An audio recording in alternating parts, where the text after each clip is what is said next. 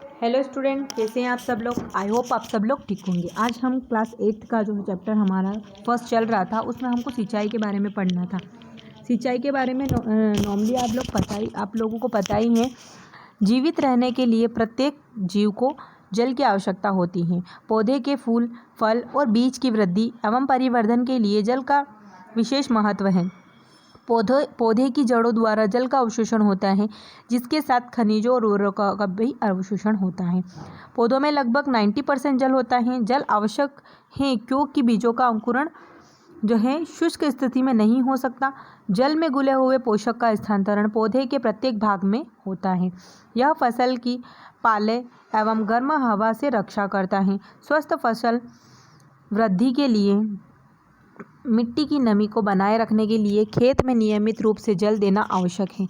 विभिन्न अंतराल पर खेत में जल देना सिंचाई कहलाता है। सिंचाई का समय एवं बारंबारता फसलों, मिट्टी एवं ऋतु में भिन्न भिन्न होता है। गर्मी में पानी देने की बारंबारता अपेक्षाकृत अधिक होती है। ऐसा क्यों है? क्या यह मिट्टी एवं पत्तियों से जल वाष्पन की दर अधिक होने से हो सकता है? सिंचाई के स्रोत कुएं, जलकूप, तालाब, झील, नदियाँ, बांध एवं नहर इत्यादि जो हैं जल के स्रोत हैं। उसके बाद आता है सिंचाई के पारंपरिक तरीके। कुओं, झीलों एवं नहरों में उपलब्ध जल को निकाल कर खेतों तक पहुंचाने के तरीके विभिन्न क्षेत्रों में भिन्न भिन्न हैं। मवेशी अथवा मजदूर इन विधियों में इस्तेमाल किए जाते हैं, अतः यह सस्ते हैं परंतु यह कम दक्ष हैं। विभिन्न पारंपरिक तरीके मोट यानी कि गिरनी, चेन पंप, ढेकली, रहट यानी कि उत्तोलक तंत्र, जैसा कि आपको डायग्राम में दिखाया गया है। जल को ऊपर खींचने के लिए सामान्यतः पंप का उपयोग किया जाता है। पंप चलाने के लिए डीजल, बायोगैस, विद्युत एवं सौर ऊर्जा का उपयोग किया जाता है।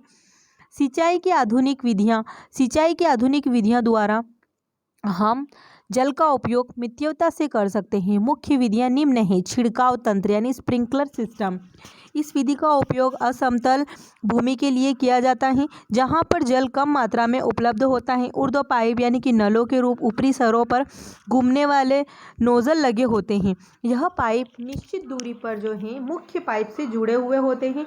जब पंप की सहायता से हम जो हैं यहाँ पर पंप की सहायता से जब नोजल क्या होते हैं, घूमने लगते हैं और पंप की सहायता से पाइप से जुड़े होते हैं। जल मुख्य पाइप से भेजा जाता है तो वह घूमते हैं और नोजल से बाहर निकलता है। नोजल से जल क्या होता है, बाहर निकलता है। इसका छिड़काव पौधों पर इस प्रकार होता है जैसे वर्षा हो रही हो। छिड़काव बलुई मिट्टी के लिए अत्यंत उपयोगी है। ड्रिप तंत्र यानी कि ड्रिप सिस्टम जो है, ड्रिप तंत्र, इस विधि में जल बूंद बूंद करके पौधों की जड़ों पे गिरता है, अतः इसे जो है ड्रिप तंत्र कहते हैं। फलदार पौधे, बगीचों एवं वृक्षों को पानी देने का सर्वोत्तम जो है तरीका है। इससे पौधे को बूंद बूंद करके जल प्राप्त होता है।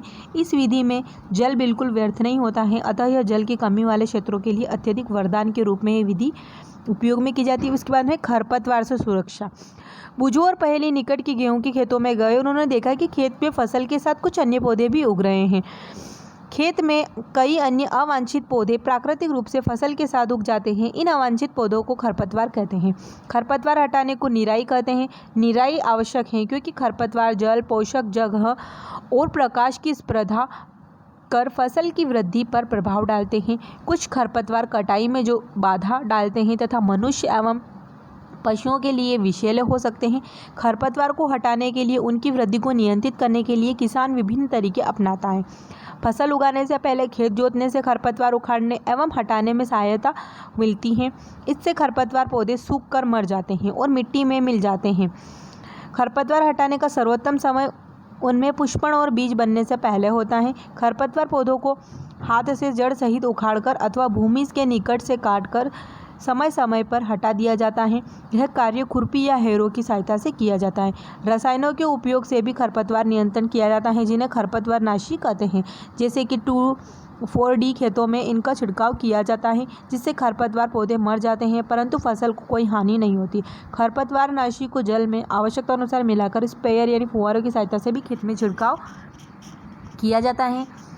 जैसे कि आपको पहले ही यहाँ पर जो है दिखाया गया है। खरपतवार की वृद्धि के समय एवं तथा पुष्पन एवं बीज बनने से पहले ही खरपतवारनाशी का छिड़काव करते हैं। खरपतवारनाशी के छिड़काव से किसान के स्वास्थ्य पर भी प्रभाव पड़ सकता है, अतः उन्हें इन रसायनों का प्रयोग सावधानीपूर्वक करना चाहिए। छिड़काव करते समय उन्हें अपना मुंह, नाक कपड़े और हाथ कपड़े ढक लेना चाहिए। कटाई।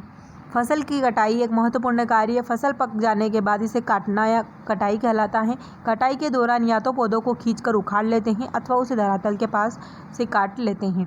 एक अनाज फसल को पकने में लगभग 3 से 4 महीने का समय लगता है। हमारे देश में दराती की सहायता से द्वारा कटाई की जाती है अथवा एक मशीन का उपयोग किया जाता है जिसे हार्वेस्टर कहते हैं। काटी गई फसल से बीजों को, दानों को भूसे से अलग करना होता है, इसे थ्रेशिंग कहते हैं। यह कार्य कंबाइन मशीन के द्वारा किया जाता है जो वास्तव में हार्वेस्टर और थ्रेशर का संयुक्त रूप है। छोटे खेत वाले किसान अनाज के दानों को फटक कर विनोइंग अलग करते हैं। आप इसे विषय में कक्षा 6 में ही पढ़ चुके हैं। इसके बाद आता है हमारा भंडारण। उत्पाद का भंडारण एक महत्वपूर्ण कार्य है। यदि फसल के दानों को अधिक समय तक रखना हो तो नमी, कीट, चूहों एवं सूक्ष्म जीवों से सुरक्षित रखना होगा।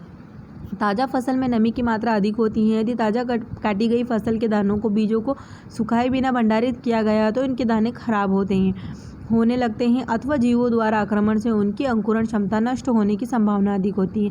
अतः भंडारण से पहले दानों या बीजों को धूप में सुखाना आवश्यक होता है जिससे उनकी नमी में कमी आ जाए। इससे उनकी कीट के पिणकों, जीवाणु एवं कवचों से सुरक्षा हो जाती है। किसान अपनी फसल उत्पादन का भंडारण जूट के बोरों, धातु के बड़े पात्र यानी बीन्स में करते हैं, परंतु बीजों का बड़े पैमाने पर भंडारण साइलो और भंडार गृहों में किया जाता है जिससे उनको पीड़ित होने से बचाया जा सके।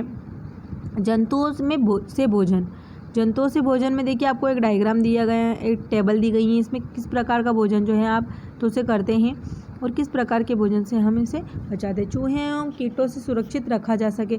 नीम की सूखी पत्तियां घरों में अनाज के भंडारण के रूप में उपयोग की जाती हैं।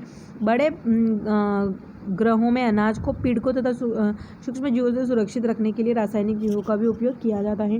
देखो ये पूरी सारणी आपको दी गई है। इसमें जो है बुआई, वाई, चयन, वयन, फसलों को चुनना, खाद्य, सब चीज़ें दी गई। तो अपनी पाठ्य पुस्तिका में निम्न तालिका कर उसे पूरा कीजिए। तो ये आपको पूरा करना है।